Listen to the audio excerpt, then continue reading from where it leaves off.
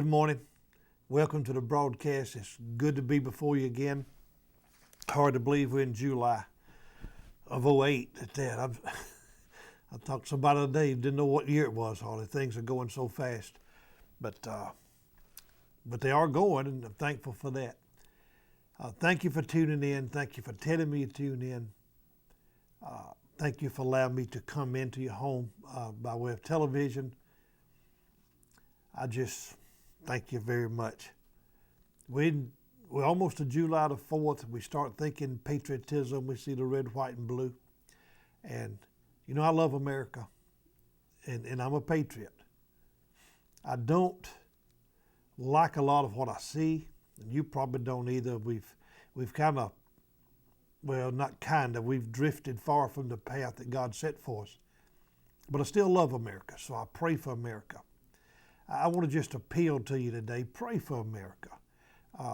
We had Christian roots, but we got a lot of influence in this nation now that wants to do nothing, have nothing to do with Christianity.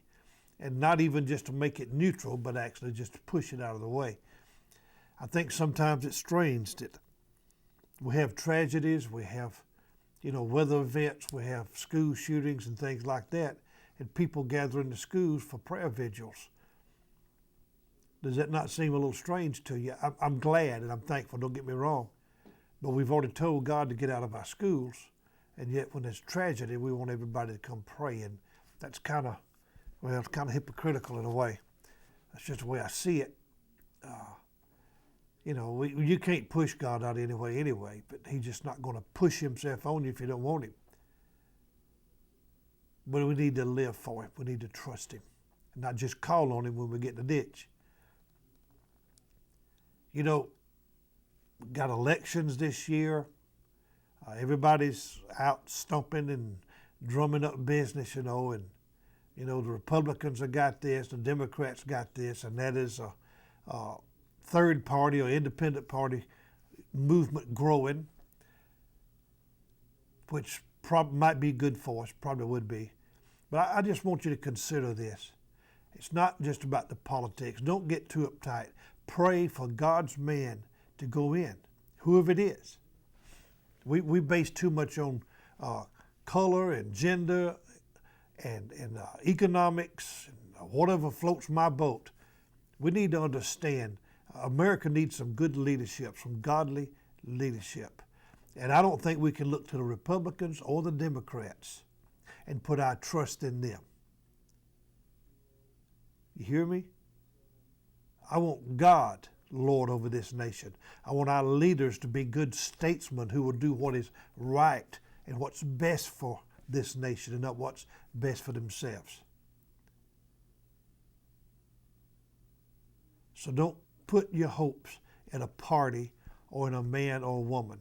Put your hopes in Jesus Christ, the Son of God. That's my political message for today. Vote yes. Be a good citizen, okay? Be informed. Vote issues, not people. But trust in Jesus. I'm on a message called Follow Me. Been on it for my third week, I think. And based on the fact that Jesus would call His disciples and He would say, follow me. Not real complicated. Lay your life down, leave your stuff behind, and follow me. And they did. And He still gives us the same message today, to follow. So I left off last week with 1 Kings 19. This is the story of Elijah throwing his mantle, prophetic mantle, onto Elisha, who was out plowing in the field. And I think it said with 12 yoke of oxen. That's a lot of ox power there. Anyway, Elijah just obeyed God. He threw the mantle on him and kept walking. Kind of like Jesus did when He called people. Well, Elisha said, let me go kiss my parents goodbye. And Elijah basically said, what's it to me? I've done what God told me. Well, it sounds hard, it sounds harsh, but there's lessons here. What he did is he went and he took some of the yoke. He built him a big fire. I think he killed 2 of the oxen, it says. And he gave a big barbecue. Okay, he called his family and neighbors in. He ate, and he left. Now this is where I left off last week. This is a powerful message on leaving and cleaving. Now we talk about that, in the marriage context, where Paul says, that a man is to leave his parents and cleave to his wife, and we understand a little of what that means. Well, that was just a spiritual principle. Paul said, I'm not even really talking about marriage. I'm talking about Christ and his church. And he used a man and woman as an example that we could help us to understand. No, he says, when I call you to follow me, you leave the world behind and you cleave to me. That's what he's talking about, follow me. And we try to follow him, grabbing up all of our belongings and stuff.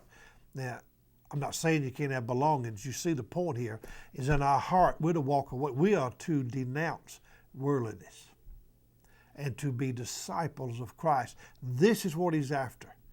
He's not trying to build a better church. And by the way, we define a church. Bigger and better and flashier and